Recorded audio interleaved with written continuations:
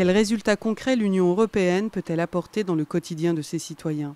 Qu'a-t-elle mis en place comme programme de relance économique? Quel bilan peut-on en tirer? Voici quelques chiffres en France, ils parlent d'eux-mêmes.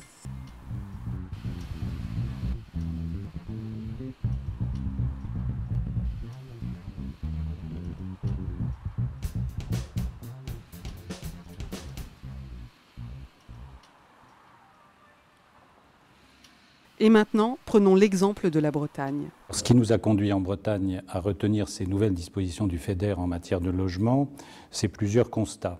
D'abord celui d'une situation très tendue et très particulière finalement en matière de logement en Bretagne, où on a une proportion extrêmement élevée de logements qui ont été construits dans les années 50. Et puis, deuxième caractéristique, nous sommes une péninsule qui n'a pas de source de production électrique, notamment, avec une très grande fragilité, dans un partenariat qui est dans cette région assez resserré autour d'un comité régional de l'habitat, avec une agence, une association régionale des organismes HLM qu'on appelle Haro Habitat. Il y a eu donc il y avait un travail de partage de constats qui était fait depuis longtemps. Et les outils que propose le FEDER permettaient finalement d'apporter des accélérateurs de financement et des solutions autour desquelles mobiliser des moyens supplémentaires, que ce soit au service de la rénovation thermique des logements sociaux ou que ce soit sur de la prise en compte de populations en difficulté d'insertion et pour lesquelles le logement était certainement un élément déclencheur d'insertion sociale. Donc c'est ce constat et aussi ce travail en commun assez resserré qui a conduit à ce qu'assez vite on souhaite collectivement, et le préfet à ce moment-là on a été un peu le porteur et l'acteur, on met en œuvre évidemment ces nouvelles dispositions du FEDER. Direction Saint-Brieuc. Nous sommes ici sur le quartier de l'Europe, qui est un des gros quartiers HLM de la ville de Saint-Brieuc, et elle fait partie d'un ensemble de réhabilitation au titre de l'ANRU sur deux quartiers, donc l'Europe ici et la Croix-Saint-Lambert un peu plus loin, qui font un total de 786 logements à réhabiliter. Nous avons fait des travaux de réhabilitation lourdes, puisque ici sur le quartier de l'Europe, nous sommes à près de 47 000 € de travaux par logement.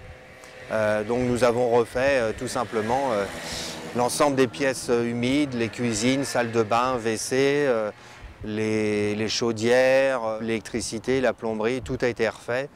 Et nous avons également traité tout ce qui est extérieur, puisque nous avons refait l'isolation des bâtiments en façade. Pour le maire de Saint-Brieuc, ce n'est pas qu'un projet de réhabilitation. C'est un projet de dimension humaine. Et donc, ce grand projet d'envergure est inspiré par ce souci de promouvoir, en quelque sorte, par l'habitat, par l'organisation territoriale, cette dimension humaine. Et donc ce projet a évidemment un coût qui est lourd, mais de ce point de vue n'a pas de prix. Et quel a été l'apport du FEDER? Le FEDER a été déterminant dans la mesure où il nous a permis de faire des travaux de rénovation complète des façades, couplés à une isolation, qui fait qu'aujourd'hui on est en présence d'une réhabilitation BBC. On est sur des économies de consommation de 40 à 50%. Un projet économique naturellement, y compris intéressant en période de difficulté ou de crise. Pour les entreprises, c'est naturellement préserver l'emploi de ces entreprises. C'est aussi, en matière d'emploi, une exigence de la rénovation urbaine, de l'Agence nationale en matière d'insertion.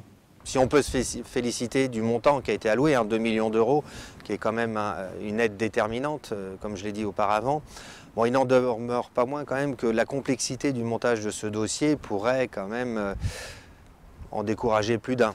Alors après, s'agissant des contrôles, on a eu le plaisir d'avoir une visite de la direction qui est venue donc ici constater de visu ce que pouvait donner l'aide de l'Europe sur des travaux de réhabilitation. Ils en sont en partie satisfaits. Nous ne doutons pas de l'intérêt des calculs de surcompensation, même si on a quelques interrogations sur leur pertinence, puisque nous sommes quand même un service d'intérêt général.